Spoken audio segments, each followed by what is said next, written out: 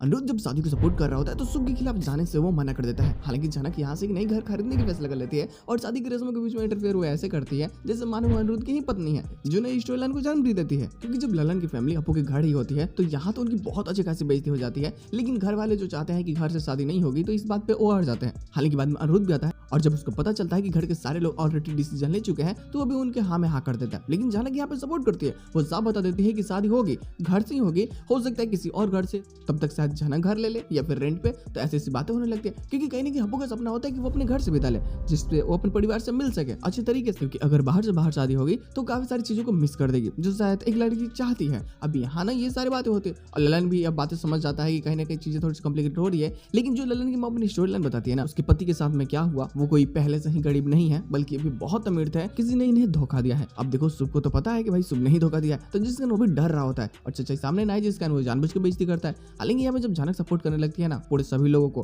तो यहाँ अर्शी भी आकर के पूरा धमकाने लगती है, डराने की कोशिश करती है। लेकिन यहाँ जानक डरने वालों में से नहीं होती है, बल्कि यहाँ खुल करके सपोर्ट करती है। तो वो ये फैसला कर लेती है कि वो अपने पैसों को इन्वेस्ट करेगी सिर्फ और सिर्फ बापू के शादी करने के लिए, और कोई फर्क नहीं पड़ता क्योंकि इसने तो वादा कर चुका है। लेकिन अब ना अनिरुद्ध को लगता है कि जानक कुछ ज्यादा इंटरफेयर कर रही है उसकी फैमिली के बीच में, लेकिन वो उससे बातें करना चाहता है, जाकर के बातें भी करता है कि बच्चा मेरा नहीं है और इस बच्चे को तुम मेरा नाम नहीं दे सकती, मैं मर जाऊंगा लेकिन इस बच्चे को कभी एक्सेप्ट करने वाला नहीं हूँ। क्योंकि अब जानक पूरी तरीके से थोड़ी सी विलन बन रही होती है और कहीं ना कहीं वो ऐसा दिखाना चाहती है कि जिसको शर्म करना चाहिए, जिसको अपनी गलती का एहसास होना चाहिए, उसे कोई फर्क ही नहीं पड़ता। तो मैं तो अच्छी हूँ ना, तो फिर मैं चुप क्यों रहूं। घर वालों से तो वो लड़ जाती है काफी सारी चीजों पे, और हाँ शादी की रस्मों के बीच में वो खुद तैयार होती है और ऐसी लगती है जैसे वो क्वीन है यहाँ की, बहुत अच्छी लगती है और काफी सुंदर भी। और यही सारी चीजें कहीं ना कहीं अनिरुद्ध के दिल में फिर से फीलिंग जगाने लगती है और उसे खुद की नजरों पर गिरा रही होती है। और ऐसा लगता है अनिरुद्ध को कि शायद वो बहुत बड़ी गलती कर रहा है, तो कभी उसका प्यार थे ही नहीं और सिर्फ बस मात्र एक अट्रैक्शन थी। लेकिन जानक से उसका रिश्ता भी जुड़ा था, उससे प्यार भी था और कहीं ना कहीं अभी सारी चीजें होने के चांसेस भी उसे लगने लगता है, डर लगने लगता है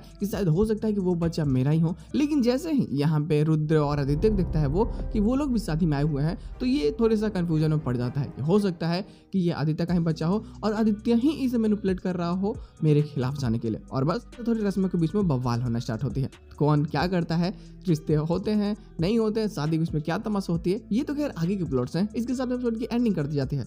क्वेश्चन इसका यही होता है कि हाँ बस अनिरुद्ध अपने किए गए कामों को ना एक्सेप्ट नहीं कर रहा होता, वो तो भरोसा भी नहीं कर सकता खुद पे कि वो इतना घटिया काम कैसे कर सकता है। मतलब एक लड़की के साथ में रिश्ता बनाना उसके लिए सच में बहुत अजीब था। किस सोच तक तो बात ठीक थी, लेकिन यहाँ तक शायद बड़ा मुश्किल है। तो देखते हैं बेचारे को जल्दी एहसास भी हो जाएगा। हालांकि अब देखो प्लॉट ज्यादा नहीं है, बस शादी तक ही सारे बवाल होंगे, लेकिन उसके बाद जो नई स्टोरी लाइन होगी वो काफी मजेदार होगा। बात करेंगे विस्तार से इसके एक्स्ट्रा प्लॉट को देख करके कि आखिर शादी के बीच में क्या तमाशा हो रही है।